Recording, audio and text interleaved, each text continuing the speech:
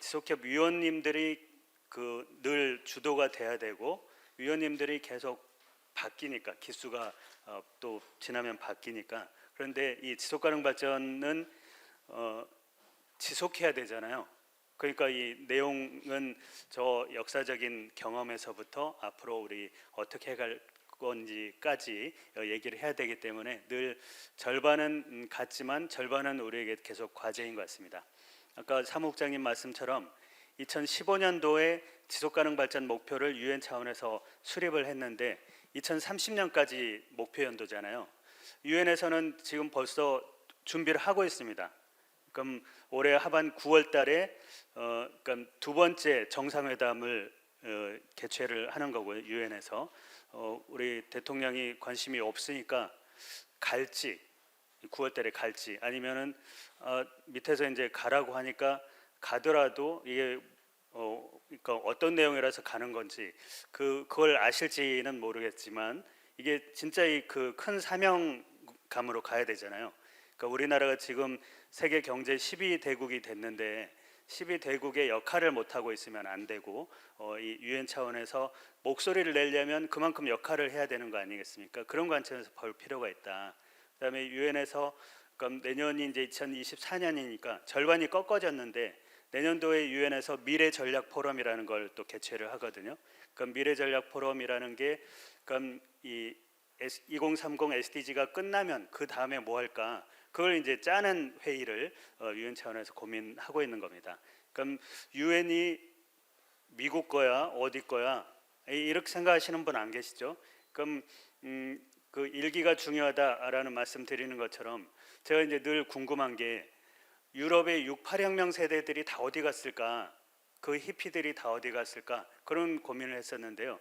유엔의 이 주도하는 그러니까 뭐 인권이나 평화나 전쟁 반대나 아니면 지속가능 발전이나 이런 것들을 주도하는 분들이 다 68혁명 세대들이더라고요. 그래서 진짜 이 그럼 초심을 잃지 않은 분들이 그럼 계속 대대손손 기여하는구나 이런 생각을 했습니다. 그러니까 일기가 여러분들이 오늘 20명이 끝까지 남든 아니면은 여기에서 또 몇 분 탈락하시고 그래도 새로 오신 분이 계시니까 20명은 남겠죠. 그 20분이 끝까지 우리 부천의 지속가능 발전을 책임져 주시기를 기대하겠습니다. 자, 오늘 내용은 지속가능 발전의 역사, 협의의 역사 이건데요. 그럼 다른 이 지역 발전, 뭐 경제 성장 얘기가 많은데 지속가능 발전이라는 요 개념을 또 얘기하는 이유가 뭔지를 오늘 말씀드릴 거고요. 그다음에 지속가능 발전, 그럼 그 협치라고 얘기 많이 하는데 협치의 가장 정합성 이게 높은 게 지속가능 발전이고 사실상 이 거버넌스라는 협력적 거버넌스라는 요 단어가 지속가능 발전에서 나왔다라고 생각을 하시면 되는 거예요. 그래서 실제로 제가 서울에서 지속가능 발전 위원회를 만들 때 그때 이 개념을 이제 같이 얘기를 했는데 그 뒤에 협의회를 또 만드는 거예요. 그때 이제 제가 계속 반대를 했었는데 결국에는 협치협의회도 만들어져 가지고 제가 부의장도 하고 그랬는데 그 반대한 이유가 내용상 지속가능 발전이고 방법상 거버넌스다, 협력적 거버넌스다. 그런데 협치협의회를 또 만드는 순간 협치협의회를 관할하는 주무부서의 일이 될 거다. 그러니까 그 부서의 일을 또 만드는 게 되지 전 부서가 협력적 방식으로 일하는 것을 고민하지 않게 될 거다. 그게 이제 제 반대 이유였거든요. 근데 실제로 그렇게 된 것 같아요. 그럼 지속가능 발전도 전 부서에 퍼뜨려야 될 이 내용인데 그렇지 않고 그것도 지속가능 발전 부서만의 일로 머무르기가 쉬운데 협치회를 또 만들다 보니까 협치협의회 주무부서의 일 어떤 사업을 할까요? 그래서 모든 부서가 협력적 방식으로 하는 겁니다. 그걸 부추겨 주세요라고 했는데 그래도 우리 부서의 일이 있어야 됩니다. 이렇게 하는 방식이 되는 것 같더라고요. 그래서 오늘 거기까지를 알아보도록 하겠습니다. 자, 지속가능 발전 역사를 72년부터 잡기도 하는데 52년으로 주로 잡아요. 그게 기가 막히게 52년, 62년, 72년, 82년, 92년 다 이 10년 단위로 그 이자가 들어갈 때 무슨 일이 있었기도 한데 그거 맞추려고 52년으로 거슬러 간 것 같지는 않고요. 이 지속가능 발전이라는 것을 52년부터로 거슬러 올라가는 게 그럼 이 영국에서는 산업혁명이 18세기, 19세기니까 그때부터 사람들이 스모그 이걸 아주 익숙하게 봤을 거 아니에요. 근데 1952년을 런던 스모그라고 기록하는 이유가 있을 거 아니겠습니까? 그 전에도 계속 런던 스모그는 있었는데 1952년 되기 전까지 그러니까 우리 그 많은 공해병에 대해서 우리가 문제 제기를 하는데 그 인과관계가 없어 그렇게 계속 얘기를 해왔잖아요. 1952년에 그러니까 그 전에도 폐렴으로 죽은 사람들이 많았을 텐데 52년 이해에는 어느 날 이 런던 스모그가 짙게 깔려가 평소보다 짙게 깔려가지고 평소보다 더 오랫동안 머문 거예요. 그러다 보니까 많은 사람들이 금방 죽은 사람도 있고 그 해에 축적돼 가지고 죽은 사람도 몇만 명이 된 거죠. 그래서 인과관계가 정말 있나 보다. 그렇게 해가지고 1952년을 런던 스모그로 딱 기념을 하는 겁니다. 그러니까 이게 중요한 이유는 그럼 환경 문제하고 경제 문제하고 뭐 기업 문제하고 보건 문제하고 이게 다 따로 있다라고 생각을 하는데 실제로 보니까 연결돼 있다라는 거 아니겠습니까? 우리 1980년대 이제 반독재 그 운동을 하던 분들이 80년대 말부터 했던 게 공해 추방 운동이었어요. 그럼 그때까지는 대기업이든 중소기업이든 간에 폐수 그냥 막 그 흘려 보내는 게 많았잖아요. 그런데 그게 농촌에 영향을 준다, 사람들의 건강에 영향을 준다, 물에 영향을 준다 많은 얘기를 했는데 그럴 리 없어라고 하거나 아니면은 적당히 무마하거나 그렇게 해왔던 일이 반복이 됐잖아요. 근데 그게 나중에 뭐 우리나라뿐만이 아니라 뭐 일본도 그렇고 뭐 이따이 병이나 이런 것들이 다 인과관계를 갖고 있다라는 것을 우리가 알게 된 거 아니겠습니까? 그래서 그러니까 이 문제들이 서로 따로 떨어져 있지 않다라는 것을 가장 여실하게 보여준 것이 런던 스모그 사건이기 때문에 이때를 이 기념으로 두고 있습니다. 자, 이 문제는 지난번에 워크숍 때도 말씀을 드렸는데요. 4차 산업혁명이 맞을까? 4차 산업혁명이 맞을까? 이거를 여쭤본 적이 있죠.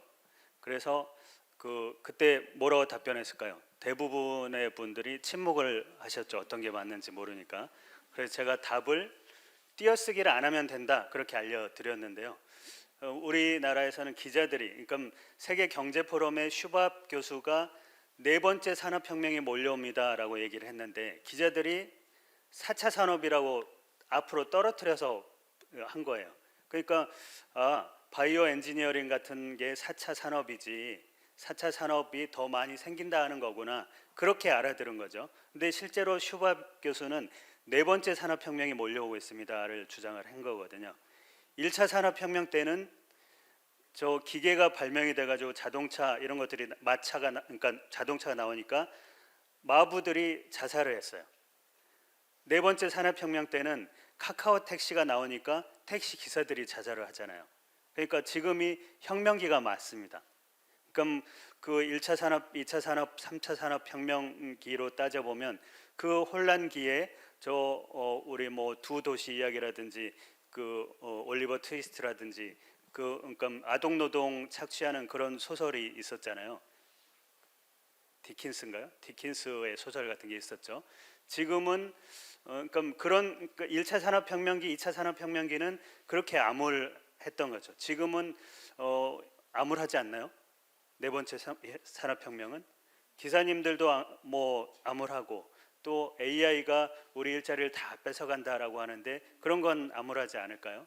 그러니까 그런 고민들을 하려면 경제 문제 따로 나는 환경 문제 따로 나는 사회 문제 따로 이렇게 해가지고는 절대 지금의 문제를 인식할 수도 없을 뿐더러 해결도 못한다는 얘기입니다. 지난 문재인 정부 때 두 번째 해볼까요? 최저임금을 올리면 좋을 줄 알았는데 그 사장이라고 하는 이 치킨집 사장님들이 다 자기 임금을 벌고 있는 그 수준인 거를 몰랐을까요? 그럼 이게 부서별로 내지는 참모별로 아니면 영역별로 따로따로 생각하기 때문에 여기를 잘하면 여기가 되지 않을까, 여기를 잘하면 여기에 영향을 주지 않을까, 이런 생각을 못하는 게 이 지속가능 발전이 그럼 갖고 있는 문제 의식이라는 겁니다. 그럼 세상의 문제가 점점 더 다양하고 역동적이고 복잡해지는데 생각은 계속 부서별로 칸막이. 아니, 공무원들만 그러나요? 우리 단체들도 경제단체는 사회단체 잘 안 만나고, 사회단체는 환경단체 잘 안 만나고, 환경단체는 문화단체 잘 안 만나고, 그런 게 반복이 돼서는 이 네 번째 산업혁명을 버텨내기 어렵다라는 겁니다. 72년도에 유엔 차원에서 처음으로 환경회의를 열었을 때 140여 개국의 정상들이 모였는데요. 그때 저 인도 수상이 간디 수상, 인디라 간디 수상입니다. 이분이 제3세계를 대표해서 연설한 것 중에 가난이 최악의 오염이다 이런 얘기를 했어요. 금방 귀에 들어오는 얘기잖아요. 그럼 환경 오염은 경제를 더 발전시킨 선진국들이 더 많이 했을 텐데 우리도 이제 발전하려고 보니까 사다리 걷어치우는 셈이 된 거죠. 그러니까 인도 수상이 니네가 오염 방지 비용을 더 많이 내든지 기술에 더 많이 투자하도록 돈을 더 내든지 이런 요구를 한 거죠. 우리도 경제 살려야 되겠는데 이런 문제 제기를 하면서 유엔 차원에서 고민을 하게 된 겁니다. 경제 발전이랑 환경 보전이랑 이게 진짜 양립할 수 있는 거야? 라는 고민을 하게 된 거죠. 83년도에 이분한테 이 노르웨이의 첫 여성 수상인데요. 수상 임기가 끝나고 이분한테 이 세계환경개발위원회 위원장을 맡겼습니다. 그리고는 4년 동안 이분이 전 세계를 다니면서 현실을 알게 된 거죠. 그러니까 환경 문제를 해결해다오 그런 위원회 위원장인데 이분이 교수들한테 용역 맡기고 그렇게 하질 않고 본인이 돌아다닌 거예요. 그러니까 아프리카의 현실을 보니까 여성들이 맨발로 애들 데리고 10km씩 걸어서 이 흙탕물을 퍼오는 그런 장면들을 보고 어떻게 환경 얘기를 하겠느냐, 그런 내용이 여기 들어있는 거죠. 그러니까 환경 보고서니까 환경 얘기가 그러니까 전체여야 되는데 환경 얘기가 3분의 1밖에 없는 거예요. 나머지는 뭐냐면 환경 얘기를 하려고 갔더니 이 사람들이 이렇게 비참하니까 빈곤 문제, 기아 문제, 식량 문제. 왜 그렇게 됐을까? 다이아몬드 전쟁에 끌려가지 않게 전쟁 반대 문제, 평화 문제, 군축 문제, 무기 폐기 문제, 이런 문제들을 해결하지 않고서는 못한다는 거예요. 그러니까 이 환경 문제는 3분의 1, 그 환경 얘기를 할 수 있는 기반이 되는 게 3분의 2 이렇게 되어 있는 거죠. 근데 이 보고서에 처음으로 지속가능 발전은 이런 겁니다라는 내용이 맨 밑에 있는 이거예요. 근데 그 당시에 우리나라 학자들이 이걸 보고 미래 세대, 천연자원, 환경 문제 우리는 상관없어 그렇게 해서 덮어버린 겁니다. 근데 미래 사회에 필요라는 게 환경 문제만 있겠느냐, 자원만 있겠느냐 이런 생각을 해보는 거죠. 그러니까 여기에 나와 있는 보고서의 내용이 그런 거예요. 그러니까 나는 환경 문제에 관심이 없어라고 해도 지금 이 오염의 이 순환 구조로 저 플라스틱을 버리는 게 미세 플라스틱이 돼가지고 동물, 식물 또 이 생선 여기에 축적이 돼가지고 우리 몸으로 들어오는 거죠. 그러니까 환경 문제에 관심 없다고 해서 내가 안전한 게 아닌 거죠. 그러니 환경하고 사회 문제 이런 게 연결돼 있다라는 겁니다. 저 오른쪽 그림은 기후 변화로 빙하가 녹고 있어. 그러면은 이 비웃는 거죠. 야, 원래 그런 거야. 수십 년씩 반복되는 거야. 그런데 이 빙하가 녹고 있어서 인도 경제를 위축시키고 있어. 그러면 움찔하는 거예요. 그러니까 경제 문제랑 환경 문제 이게 또 따로 떨어지지 않다라는 거죠. 미세먼지 때 아시겠죠? 동남아시아로 이 피난을 자주 갈 수 있는 부유층하고 서울에서 계속 마셔야 되는 빈곤층하고 그 차이, 이건 경제 문제입니까? 환경 문제입니까? 연결되어 있는 거죠. 프랑스 파리에서 연일 폭동이 있었는데 파리가 못 살아서가 아니라 불평등, 이게 더 격차가 심해져서 그런 거지 않습니까? 그러니까 혹시 아까 미래 세대의 필요를 충족시키고 어쩌고 한데 여러분들이 지금 이 지속가능 발전하지 않겠다는 거는 미래 세대 애들이 재미없어 할까봐 폭동사회를 남겨주자 이렇게 생각하시는 분 안 계시겠죠? 이걸 경제적 지속 가능성으로 생각해 보면 AI가 다 우리 일자리를 빼앗기 전에 뭐 케어기빙 같은 따뜻한 일자리를 더 많이 만들어 놓자, 이런 게 경제적 지속 가능성을 생각하는 거죠. 그러니까 통합적으로 생각하지 않으면 우리의 문제를 해결하기 어렵습니다라가 우리 공동의 미래 보고서에 나왔던 거고요. 72년도 유엔 환경회의가 있었고 20주년 기념을 해서 92년도에 드디어 브라질 리우데자네이루에서 모여가지고 또 회의를 합니다. 세계 환경개발 회의를 또 하는데 이때는 170여 개국이 모였어요. 자, 그런데 이때는 회담장 바로 앞에 큰 광장이 있어요. 거기에 전 세계에서 온 수천여 명의 시민들이 모였습니다. 글로벌 포럼이라고 따로 했는데요. 앞에는 회담장에 있는 사람들은 뭐죠? 정부 대표들이잖아요. GEO라고 했어요. GEO, Government Organization. 이 회담, 그러니까 글로벌 포럼에 있는 분들은 앞에 넌자를 붙이는 거죠. NGO. 그러니까 지금 여러분들이 단체에 계실 때 우리는 NGO야라고 얘기를 하시지만 시민사회단체 용어가 CSO라고 따로 있는데 NGO자를 왜 쓰일까요? 뭐 겹치기도 하겠지만, 그러니까 시민사회단체는 우리 조직 만들어 가지고 정부 비판만 해도 되고 우리가 하는 일 그냥 하기만 해도 되고 주창만 해도 되는 건데, NGO자 N자를 붙이려면 정부 대표들이 혼자서는 못하는 일 우리가 같이 한다, 이런 겁니다. 그러니까 NGO라고 이름을 붙이면은 문제 해결 중심에 있는 거예요. 그러니까 우리는 뭐가 관심이 있어? 이것보다도 우리는 시민사회단체야, 이것보다도 지금 이 부천에 지속 불가능성의 문제가 이런 문제가 있는데 부천시청의 힘만으로는 해결하지 못하는 문제, 그 문제를 우리가 같이 풀겠다, 이게 NGO의 취지라는 겁니다. 그 NGO들이 중심이 돼서 모이는 곳이 지속가능발전협의회라는 거고요. 이게 92년도에 이때 결의를 가지고 전 세계에서 7,787개, 2012년도에 조사했을 때 그 부천 지속가능발전협의회 같은 데가 전 세계에 7,787개가 있었던 거죠.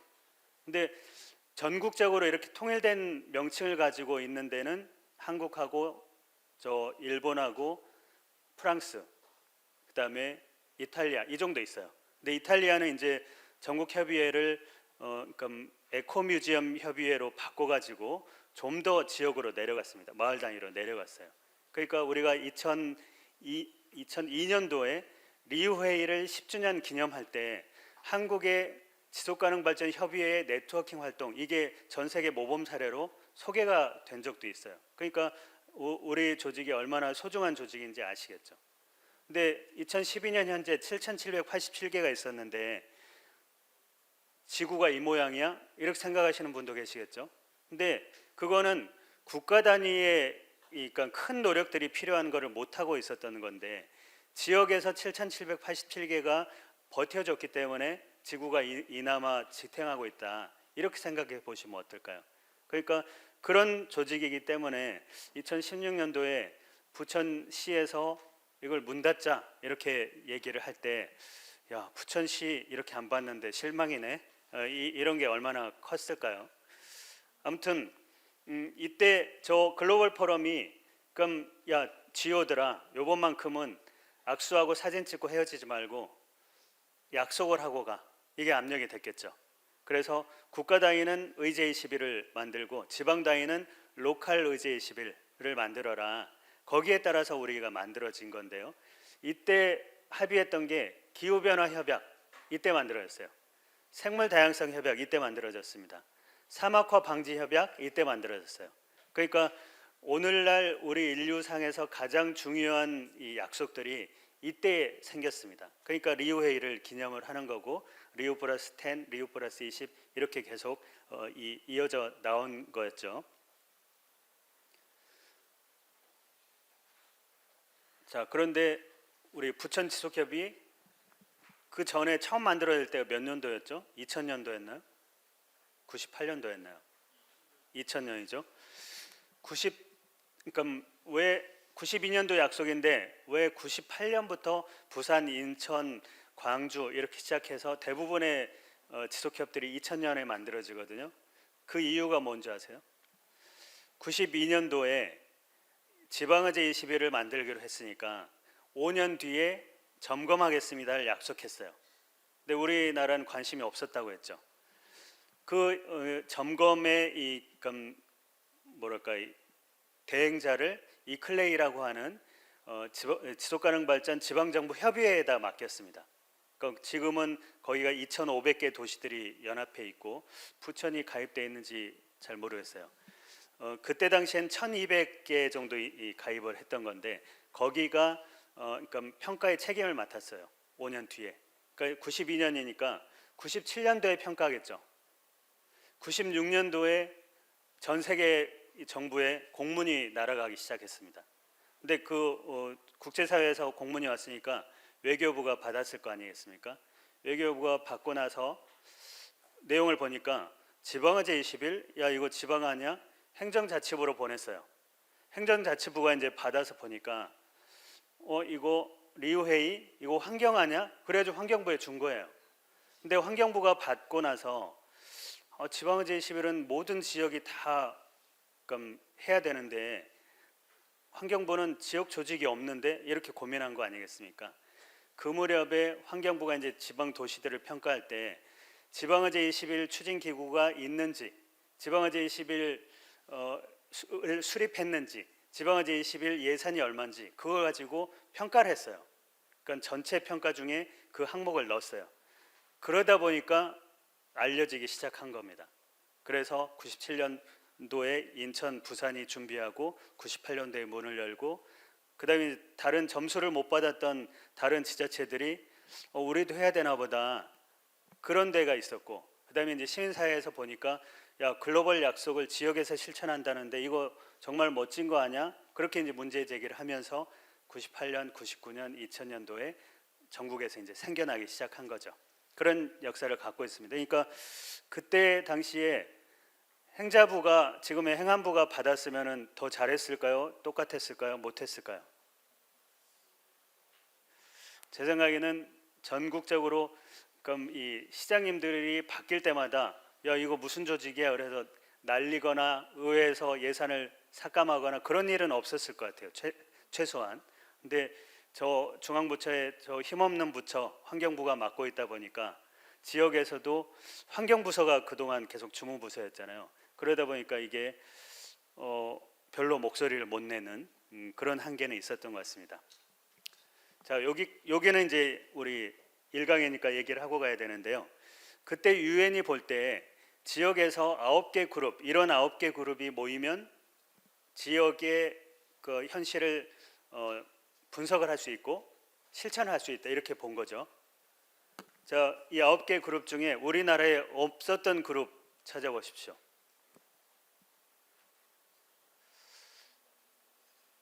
못 찾으시는 거 보니까 다 오르신 거예요. 이 경지에 오르신 겁니다. 제가 92년도에 이걸 보고 원주민은 아마존 아니야? 원주민은 없어도 되겠네. 우리는 8개 그룹만 모여도 되겠네. 이렇게 생각을 했는데요. 이명박 정부 때 용산 사태 때 알게 됐어요. 아 이게 원주민이구나. 그러니까 내가 이 집 주인은 아니다만 10년 20년 여기서 장사를 해왔는데 불도저를 밀어버리기 전에 우리한테 물어보면 안 돼? 이게 이 원주민의 권리인 거죠. 그러니까 헤비타트라고 들어보셨죠? 헤비타트는 그 집 지어주기 캠페인하는 국제 기구인데요. 거기는 20년에 한 번씩 모여요. 근데 집 지어주는 거 말고 집 지어주자 이 얘기 말고 더 할 말이 뭐 있겠어요.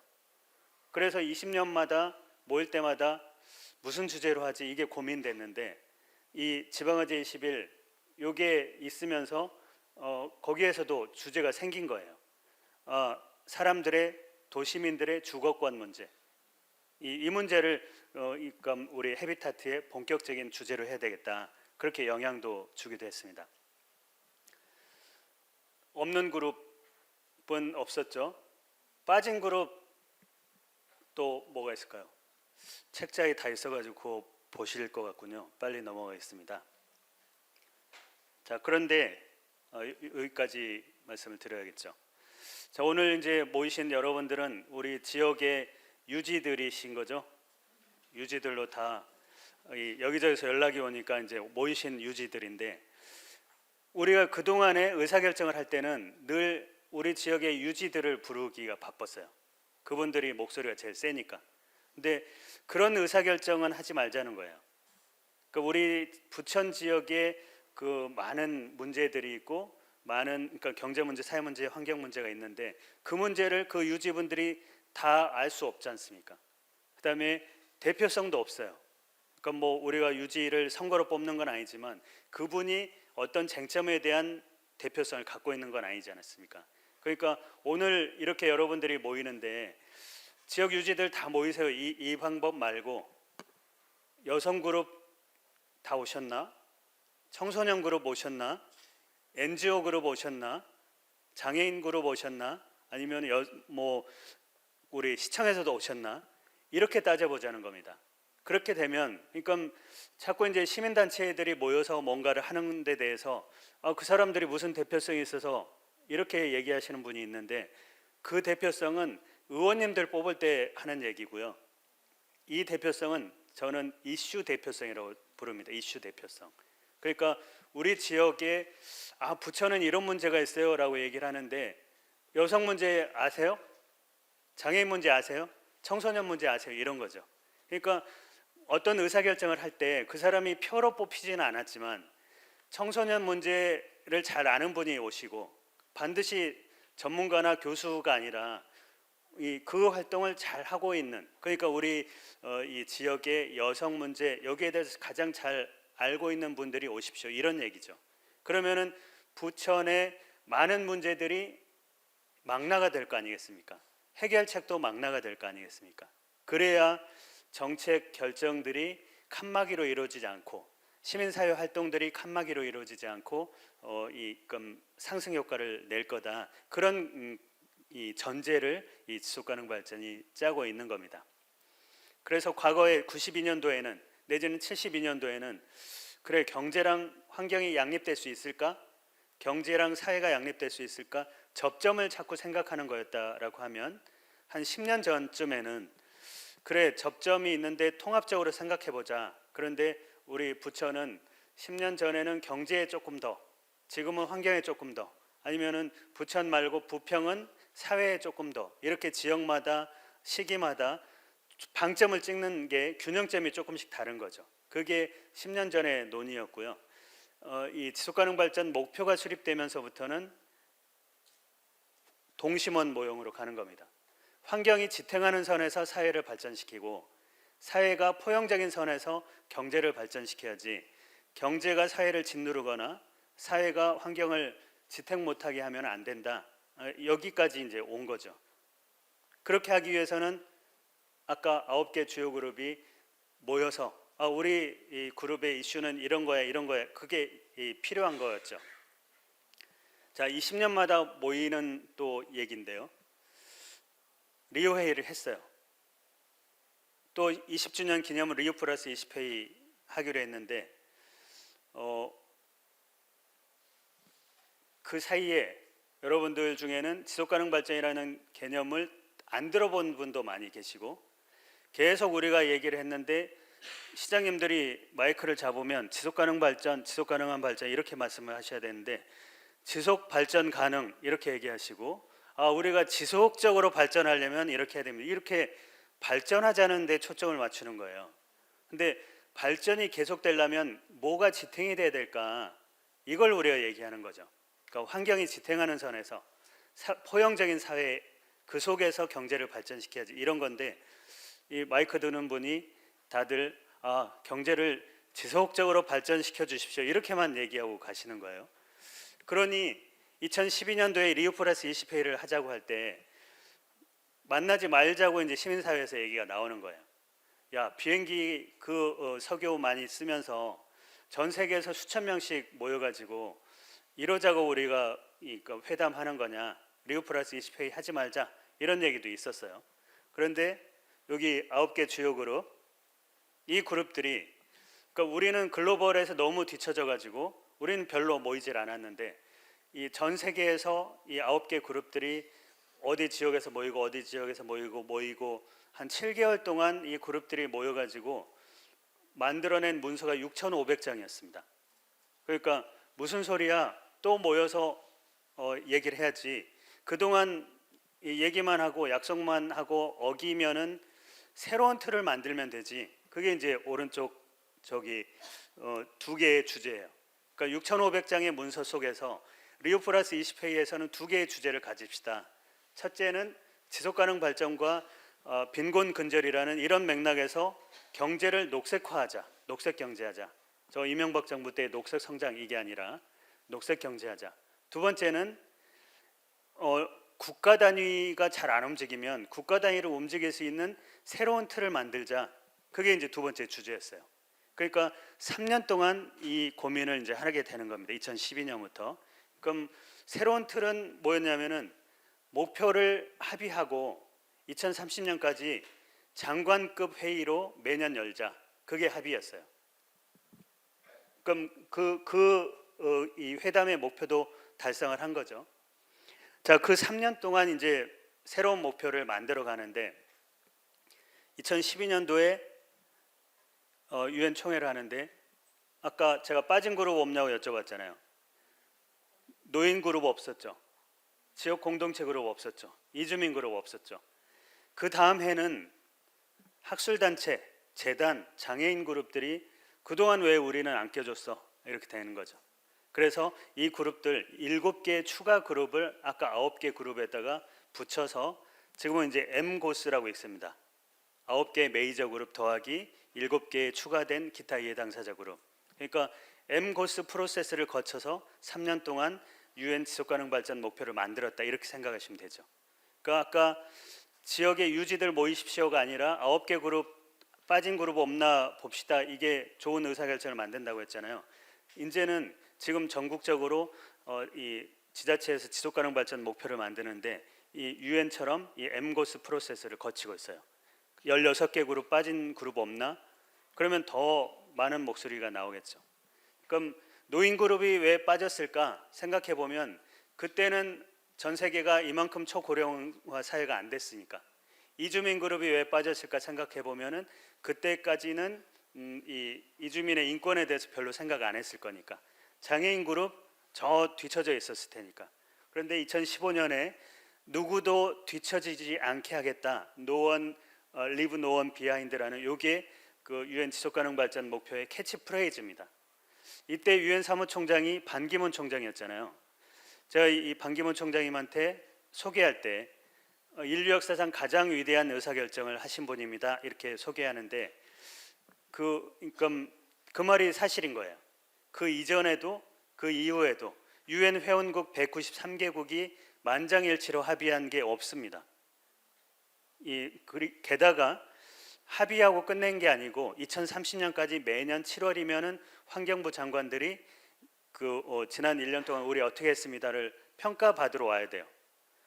4년마다 9월이면은 정상회담을 하는 거죠. 이번 9월에 또 2차 정상회담을 하는 거예요. 그러니까 그만큼 의미가 있는 거였는데 그 반 총장님이 하는 얘기가 IOC에서 로비가 들어왔대요. 이게 무슨 돈 나오는 일이라고 로비를 17개 목표는 이제 결과물이고 앞에 전문이 있었을 거 아닙니까? 193개국이 합의하는 인류 보편의 가치인데 스포츠라는 단어가 한 글자도 안 들어가는 게 말이 됩니까? 그래서 한 글자 넣어줬어요. 그러니까 이렇게 고귀한 이 스포츠 정신을 갖고 있는 사람들이 있다니 얼마나 좋은 거예요. 스포츠 이따가 이 17개 목표가 나오면 스포츠란 관점에서도 17개 목표가 다 들어가거든요. 저 영국이 런던 올림픽을 할 때 우리처럼 다 저기 운동장 전국에 지어놓고 놀리질 않잖아요. 조립식으로 만들어가지고 다 조립하고 그러면서 그럼 이 대부분 경기장을 새로 만들 때는 빈곤층을 싹 밀어붙이고 거기에 있는 땅에다가 하기 마련이지 않습니까? 런던은 그렇게 안 했던 거죠. 그러니까 스포츠야말로 지속가능 발전에 기여하는 게 너무 크다 그렇게 본 거죠. 자, 여기가 이제 유엔 총회에서 늘 해마다 7월이면 발표해야 되는 거 그게 고위급 정치회담 그럼 환경부 장관급으로 해놨어요.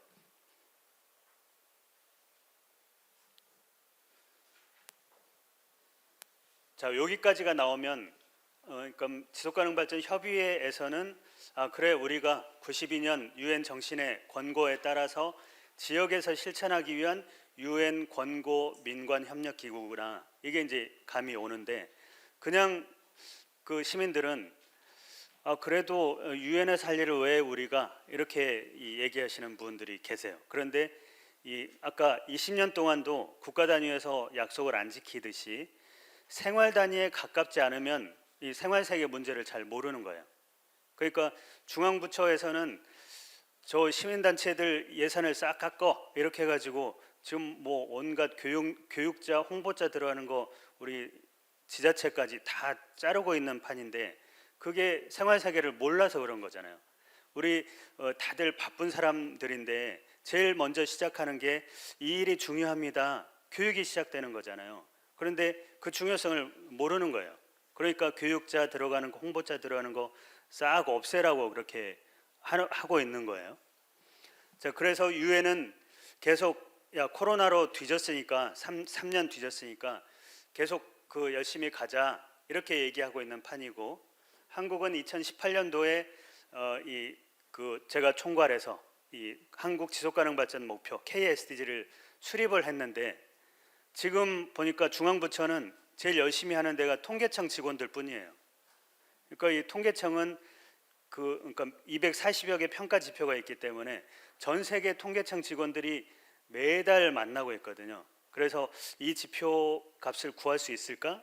이 지표를 더 개선할 수 있을까? 그 고민을 하고 있기 때문에 통계청은 매년 보고서가 나오는데 중앙부처가 지금 관심이 없는 거죠. 그 사이에 이제 지자체들은 들쑥날쑥인 거죠. 야, 중앙정부도 안 하는데 우리가 꼭 해야 돼? 이러는 데가 있고, 너무 절박하니까 우리 지역의 경제적 지속가능성, 환경적 지속가능성, 사회적 지속가능성, 이게 너무 절박하니까 알아서 막 움직이는 데들이 있는 거죠. 우리 부천은 알아서 움직이는 데죠. 부천이 문화 강국 아니야? 문화 강도시 아니야? 잘 사는 데 아니야? 이렇게 생각하시는 분들 잘 안 계실 거예요. 잘 되는 건 잘 되는 대로, 안 되는 건 안 되는 대로, 그걸 어떻게 연계해서 부천을 이 대안적인 발전을 이뤄볼까, 그게 우리 고민이기 때문이죠. 프랑스 파리의 안 이달고 시장이 재작년에 15분 도시라는 요 개념을 가지고 재선에 성공을 했어요. 그러니까 이 북유럽은, 사실 이제 유럽은 저 얼음이 녹으면 제일 먼저 피해를 받아서 그렇게 생각할 수도 있는데, 이 지속가능 발전 이런 게 주류화가 돼 있어요.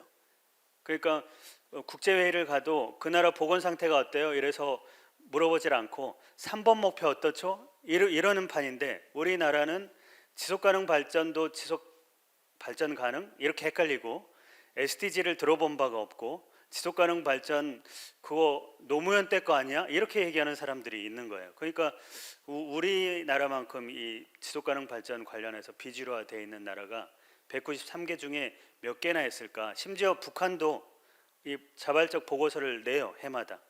그러니 우리가 얼마나 뒤처지고 있나, 이런 생각을 할 수가 있는 것 같습니다.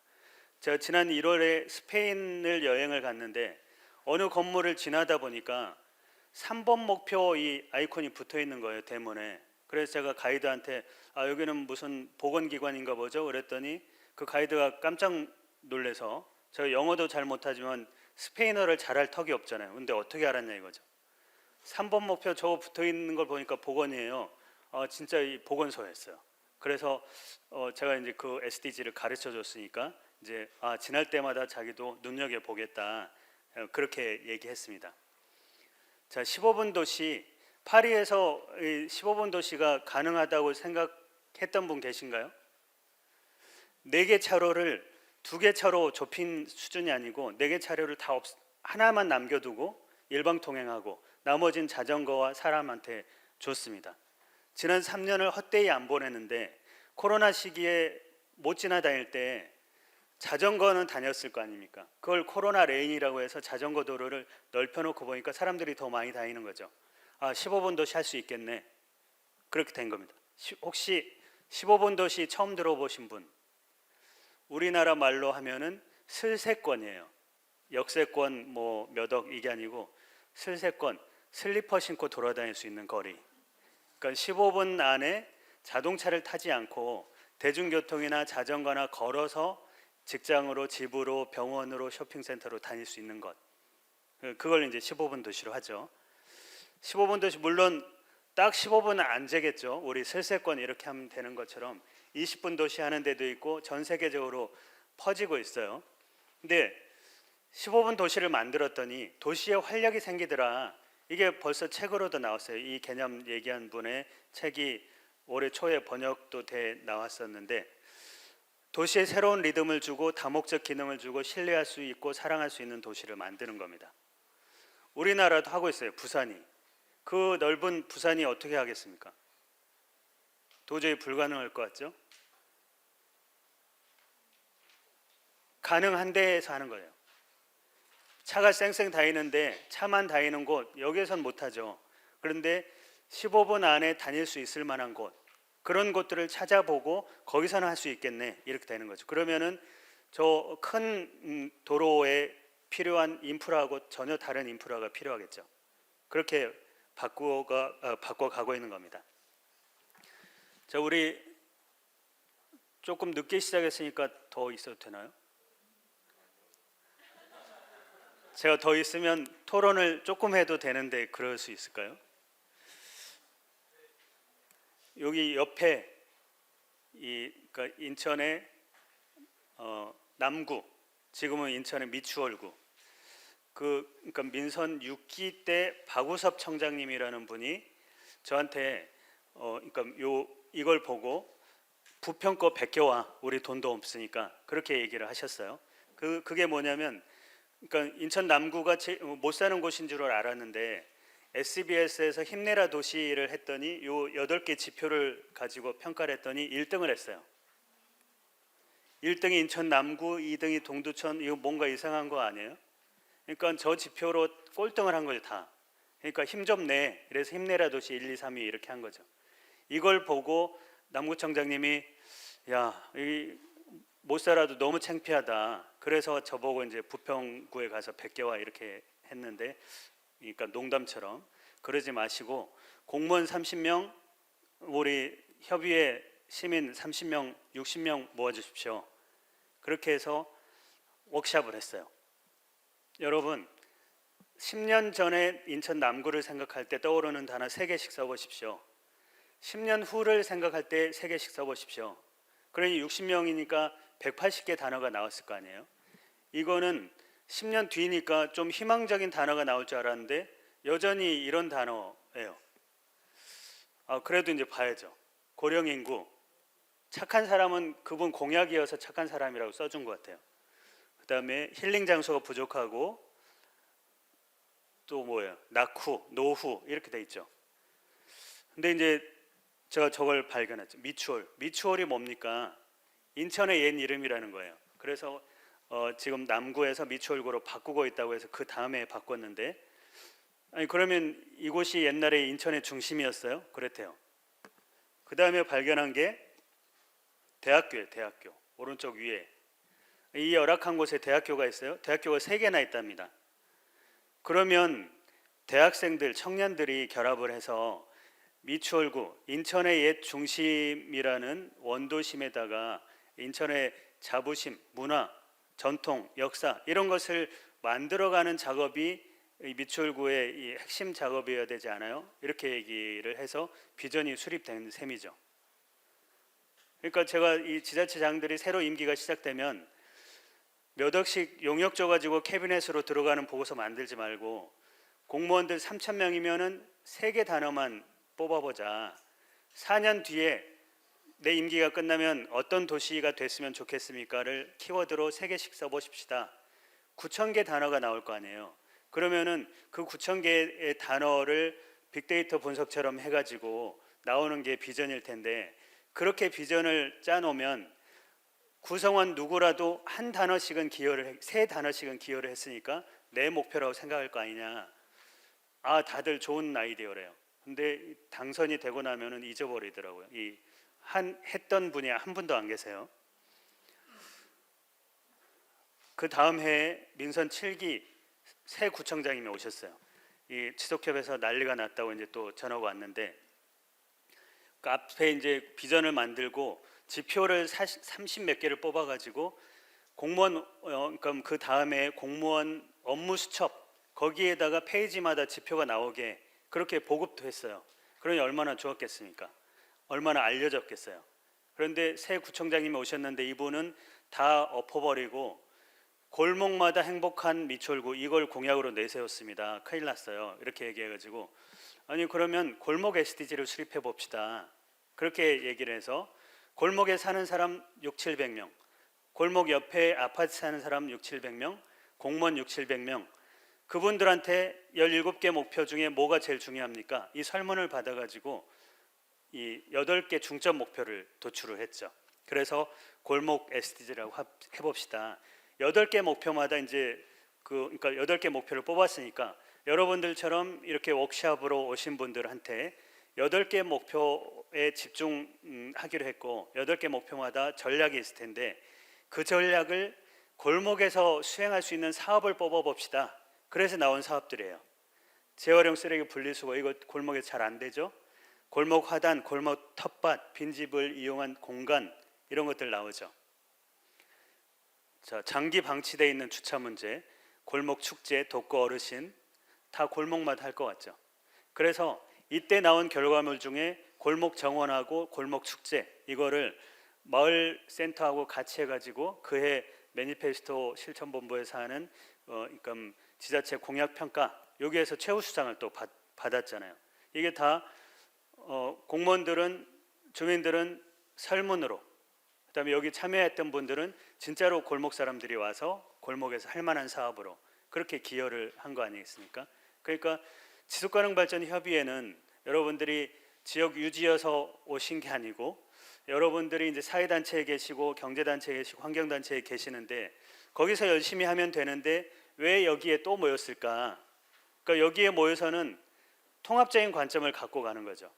그러니까 경제 얘기하는 사람 얘기 들어보고 환경 얘기하는 사람 들어보고 우리가 지속가능 발전이 되려면 이게 통합적으로 고려해야 될 텐데 그 인식을 여기에서 갖고 여러분이 속한 대로 다시 돌아가시면 환경 운동을 해도 사회 문제 해결을 해도 경제에 대한 목소리를 내도 지금과는 다른 관점을 갖고 갈 수 있겠죠.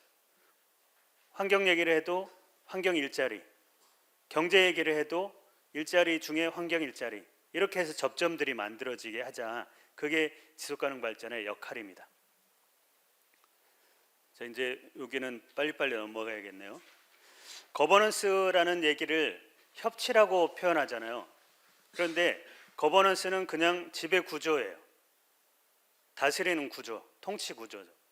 그동안에는 지난 한 10년 전까지는 지금도 마찬가지일 수 있지만 어떤 방식으로 운영되는 거버넌스였죠?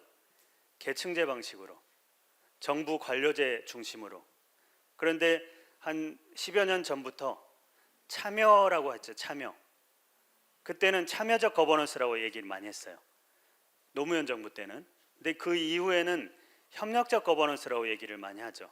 그러니까 참여만 가지고는 안 되겠다. 그냥 관료제에서 계층제에서 위원회 만들어 가지고 오십시오라고 하는 걸로는 안 되겠다. 그래서 노무현 정부 때 위원회 공화국이라고 막 그 비판하는 사람들이 있었잖아요. 그러니까 참여적 거버넌스라고 하면 안 되겠다.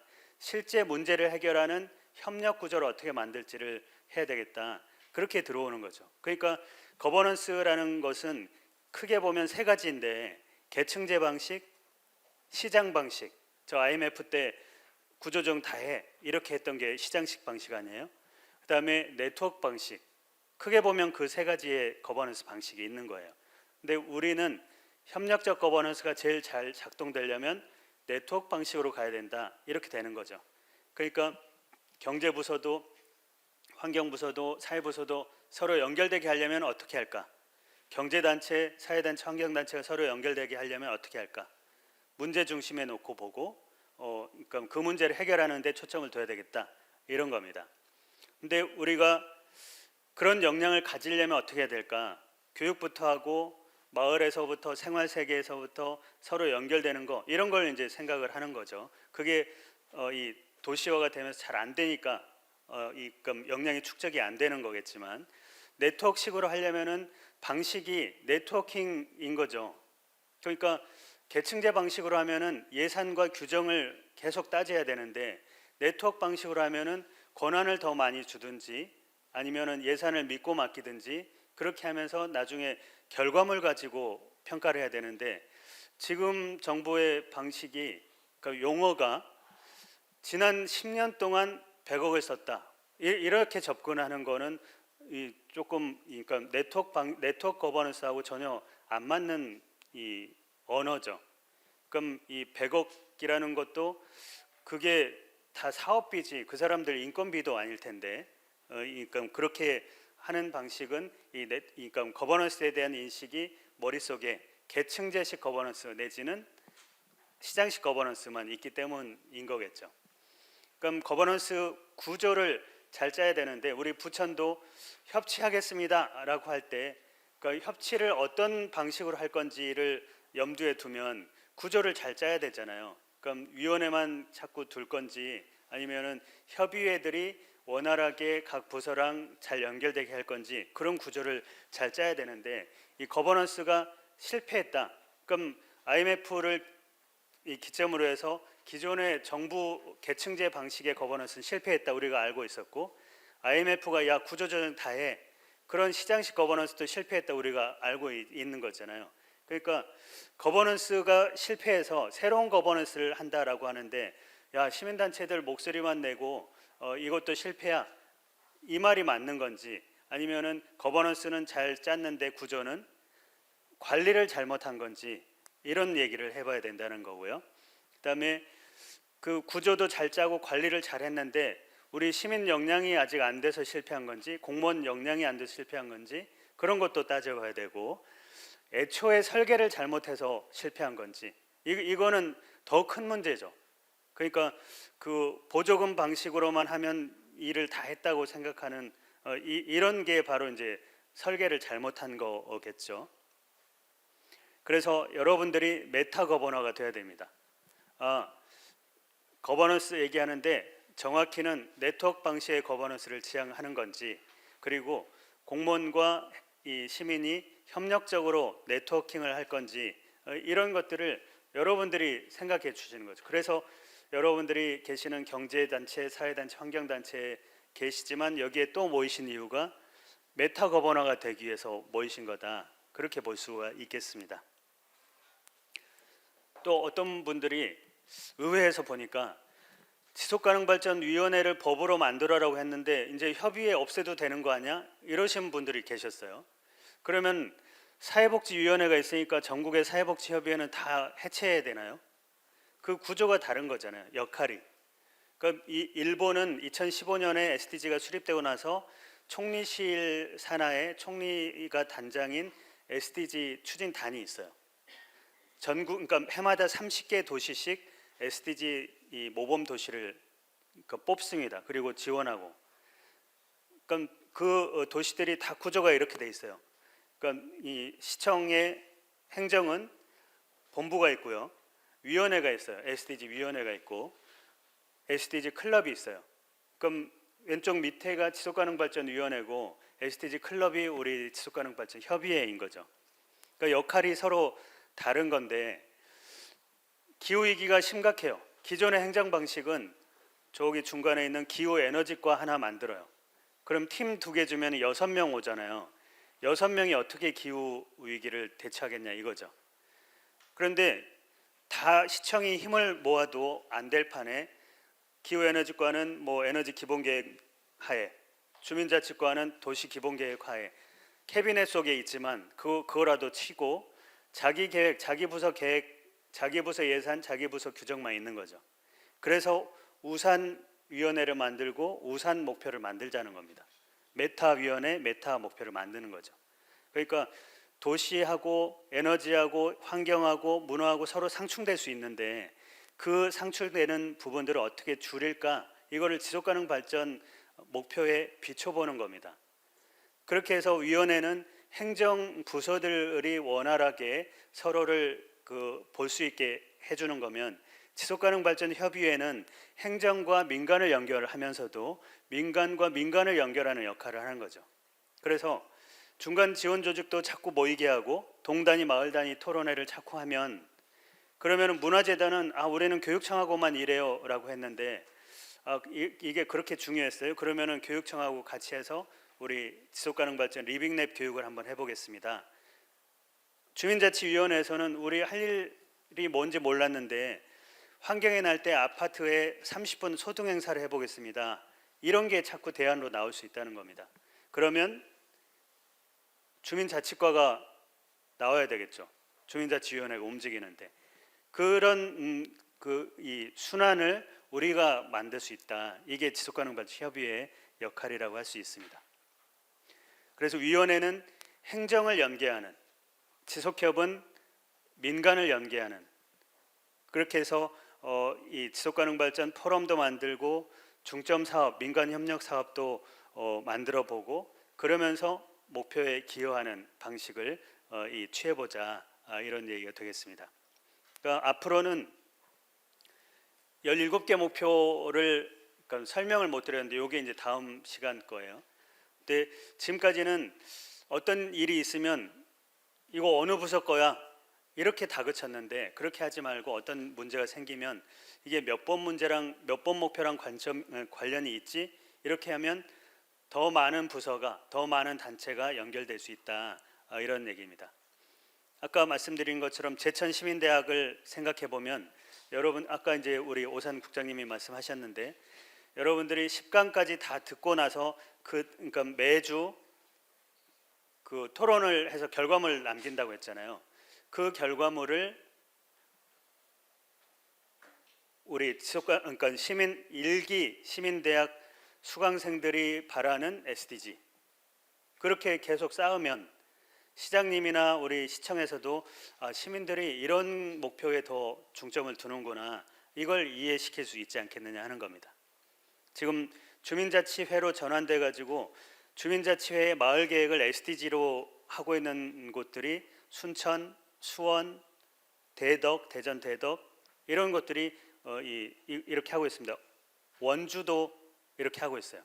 원주가 이번에 지속가능발전 전국 대회 그러니까 대상을 받았는데 거기가 사회복지기관이 지역사회 보장 계획을 지역 주민들과 함께 SDG 방식으로 수립한 겁니다. 그게 이번에 대상을 받았는데요. 그러니까 앞으로 우리가 할 일들이 더 많을 거다라는 겁니다. 재작년에 뉴욕에서 기후변화 총회를 했는데요. 20여 개 단체들이 그 앞에 공원에다가 부스를 만들었어요. 그 공원에 원래 있던 초콜릿 가게, 저 오른쪽 맨 밑에 있는 초콜릿 가게는 우리는 지속가능한 소비와 생산이라는 12번 목표에 기여합니다. 붙여놨어요.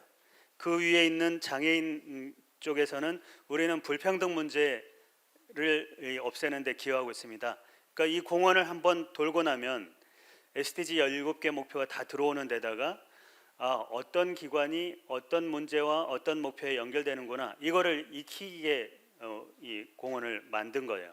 그러니까 아까 스페인에 있던 무슨 기관이 이 3번 목표를 붙여놓으면은 우리는 3번 목표를 달성하기 위해서 노력하는 곳 그렇게 사명의식이 생길 텐데 저는 심지어 저 네팔 항공 겉표면에 17개 목표가 붙어있는 것도 봤고 프랑스에서 방역기구 끄트머리에다가 17개 목표 이게 붙어있는 것도 봤는데 그렇게 SDG를 주류화하는데 우리 지속협 위원들의 역할이 있다. 그 말씀을 드리면 끝났죠. 원래 1시간 만에 끝낼 생각을 했는데 제가 오면서 이제 계속 고민을 했어요. 지속협 위원님들이 절반은 되실 것 같은데 그냥 시민들이 오시면 이분들은 처음 듣는 얘기도 있을 텐데 이 고민이 일단 있었고요. 그다음에 1시간 얘기하고 1시간 토론하고 30분 발표인데 지속협 위원들의 이 역할 이거는 30분이면 끝나지 않을까 토론이 그럼 우리 자주 모입시다 10강까지 끝까지 갑시다 요 얘기하고 발표도 한 20분이면 끝나지 않을까 이런 기대로 제가 오늘 시간을 좀 더 썼어요. 혹시 이제 그 질문이 있으면 다음 강사님께 하십시오. 그게 이제 제 멘트인데 다음 강사가 저라서 혹시 일주일간 질문거리가 막 생기시면 다음 주에 시작할 때 또 해주시기 바랍니다. 네, 일단 여기까지 마치겠습니다. 고맙습니다.